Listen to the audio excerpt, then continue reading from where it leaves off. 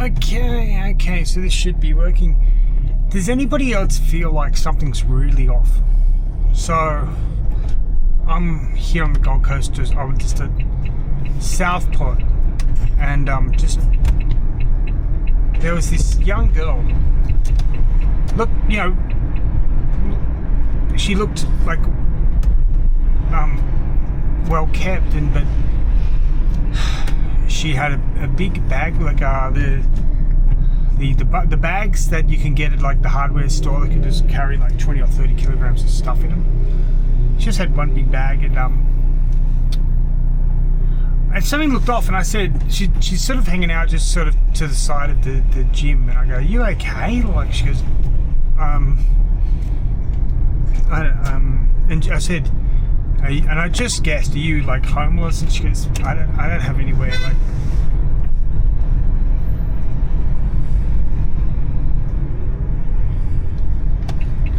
And I don't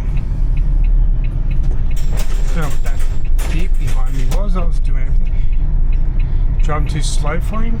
But anyway, I've realised that people are very impatient drivers on the Gold Coast, Queenslanders in general. But they'll beep at anything. But it was really off-putting because. But I asked her, "So you're homeless?" And she goes, "I have to wait until." Oh no, what was the time? I think she said 5 or 5:30 or. Oh God, I just forgot. She has to wait to go to some place in this, just up the back of Southport. And I asked her, like, do you so you stay there? She goes, "Not the last 3 nights." I'm like,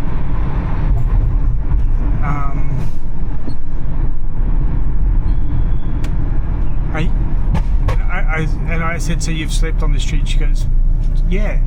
And I just said, "Look, how much is it? Like a hotel or something?" And I just, man, I couldn't afford like to do it, but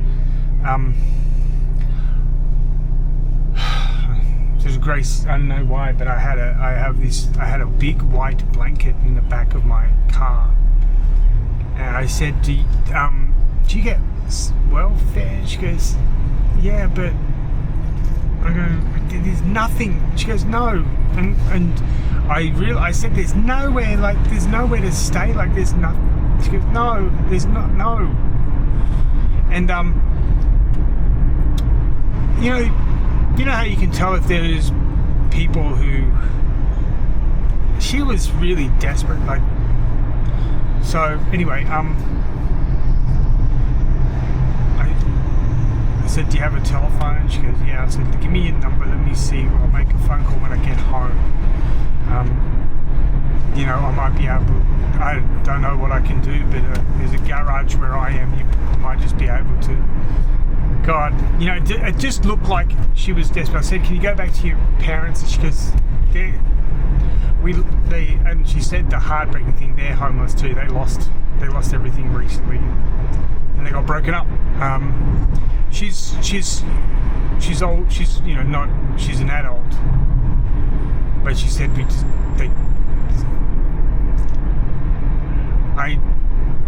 she says, I'm not doing well."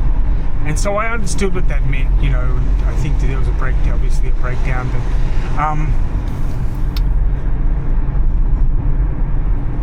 I have a friend in Victoria, and this is a couple of months back. He's now left the country. He's remote working from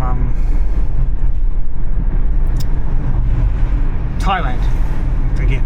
And so the thing was that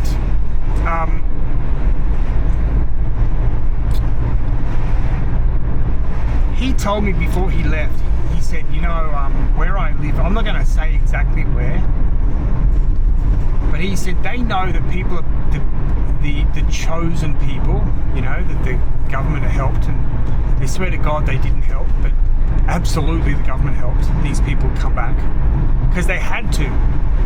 By the full process of just issuing a passport, they had to help these people get back. And also, a person had to apply on their behalf when I have to apply in person.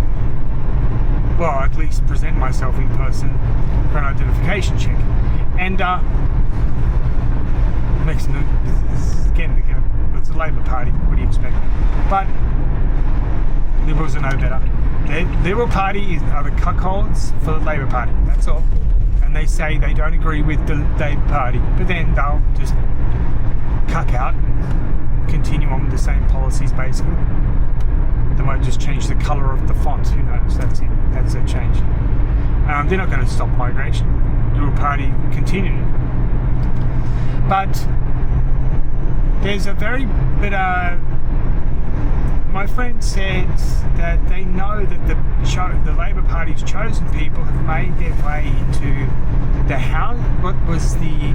It's not called. He says Housing Commission. I know there's a new name for it. They know they got these places, and they know they got money. They got grant money. They got NDIS. They got the pension immediately upon arrival.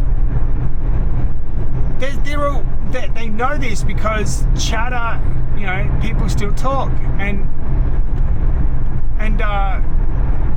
yet this girl never went off overseas to join an evil organisation, and she's on the street. Like, something is really off in our country. I understand the Labor Party believe that they need to fundamentally change Australia and join with the Greens to make everybody mentally ill so people will continue to vote Labor. And they have to bring in imports who they think will vote for them. In one generation, the imports will be voting for their own tribes. Do you think that the imports will join the unions? No, they'll form their own unions. The Indians coming will form the Indian CFMEU. They'll form the Indian TWU. But then again, the Labor Party will just go prostitute themselves to them because they might be in the majority by then, and they'll be able to buy those votes. The problem is that the Australian unions will be like, well, you continue.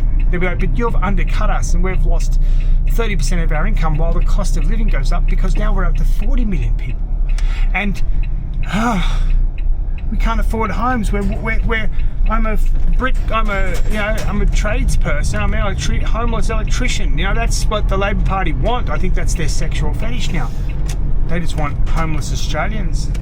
But I'm just thinking, this poor girl, she cannot get assistance in our country. But if you joined an evil organisation, oh yeah, the Labor Party is there for you all day. It's like never-ending love for you. I believe that this is what the Labor Party want to induce civil, let's just say infractions, but I really want to say WAR. But you get fearful now because you can't really talk because people do have the police turn up nowadays to their homes. What's this person?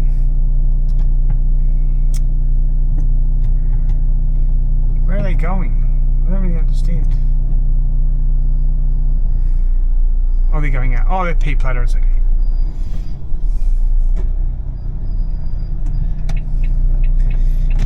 I'm definitely. Oh, whoa! Almost got you. But I need to get I got the monitor here, but I just forget to press the button. I've got to press that button one day. I'll press it again one day. Anyway,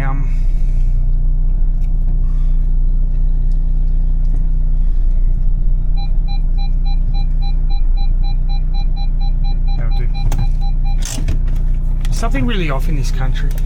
It is really it's really weird.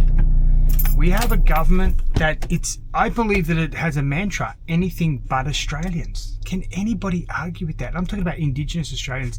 Indigenous Australians, you've been walked over. It's not about jobs for you anymore. It's just about keeping you dependent on welfare. because the migrants are taking all the jobs, they're not going to train you guys up anymore. It was never about that. It's about creating dependent people who will always vote Labor. And don't fall for that trap again. We're in this together. Australians and Indigenous Australians. We're being attacked on every front, and we need to stay loyal to each other. This is our country, and we need to fight for it. Vote One Nation. I know they're not perfect. Also, I really do want Pauline Hanson to know that no, we need Australian-born One Nation candidates. I'm sorry to say this, Sikhs can vote One Nation, but they cannot be the politician. The reason is that I really want to know, do Sikhs marry outside of their own tribe? Do they employ outside of their own tribe? Do they sponsor people outside? No, they don't. We can't have that in Australia. Sorry to say, Sikhs, I know you're good people, but you stick to your own. So I don't support that. Sorry. What else can I say? Am I supposed to sugarcoat it? I'm not saying you're not welcome to come here either. I am saying you're not diverse. You're not Australian culture either. You stick to your own. That we can't have. But you can vote One Nation. Better than voting Labor and Liberal, because they don't even care. They just want to buy your vote. They just want to buy you off with dancing in a fucking Indian uniform, playing look at me, little Indian me. Fucking pathetic, isn't it? It's a joke. They treat your culture like a joke. Anyway, good people, some weird's going on, and I don't like it. Bye for now.